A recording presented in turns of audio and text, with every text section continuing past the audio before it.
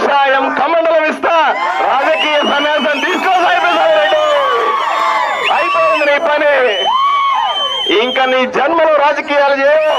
రాజకీయంగా నిన్ను ఆదోనిలో పాతి పెట్టడానికి నేను వచ్చాను. చూసి పెట్టుకో సాయిప్రసాద్ రెడ్డి అని ఈరోజు హెచ్చరిస్తా ఉన్నా. అయ్యా, ఆషామాషి వ్యవహారం కాదు.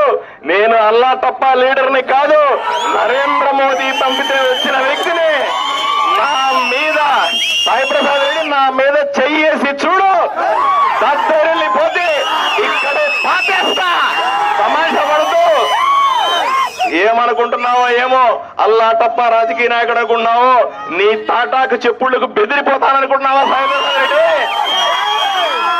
నోరు అదుపులో పెట్టుకో, లేకపోతే నాలుక చీరేస్తా. మళ్ళీ రేపు ఇదే హెచ్చరిస్తా ఉన్నా.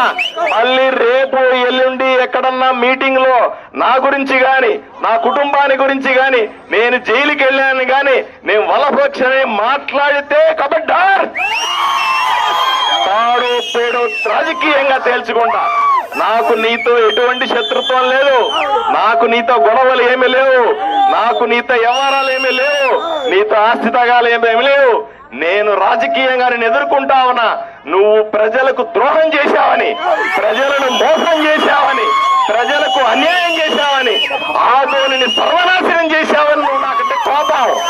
అంతే తప్ప నువ్వు రాజకీయాలకు పనికిరావు. నువ్వు ఈ ప్రజలకు పనికిరావు.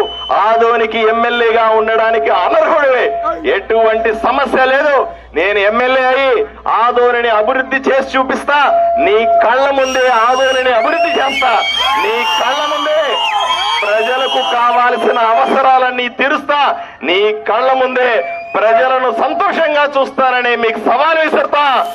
ఈరోజు ఈ విషయాన్ని చెప్పడానికే వచ్చినాను. ప్రజలారా గుర్తుపెట్టుకోండి, నేను నరేంద్ర మోదీ శిష్యుణ్ణి. కేంద్ర ప్రభుత్వం దగ్గర నుంచి నిధులు తీసుకొని వస్తా. ఆదోనిని అభివృద్ధి చేయడానికి పూర్తిగా కృషి చేస్తా. రైతులైనా సరే, యువకులైనా సరే, చిన్న పెద్ద తేడా లేకుండా అందరూ చల్లగా ఉండాలని, అందరూ బాగుండాలని కోరుకునేవాడిని. ఒక్కసారి ఆశీర్వదించి చూడండి. ఒక్కసారి అవకాశం ఇచ్చి చూడండి. ఈ ఆదోని తలరాత మారుస్తానని మీకందరికీ హామీ ఇస్తూ ఆశీర్వదించమని 2 చేతులు ఎత్తి వేడుకుంటూ సెలవు తీసుకుంటాను. నమస్కారం.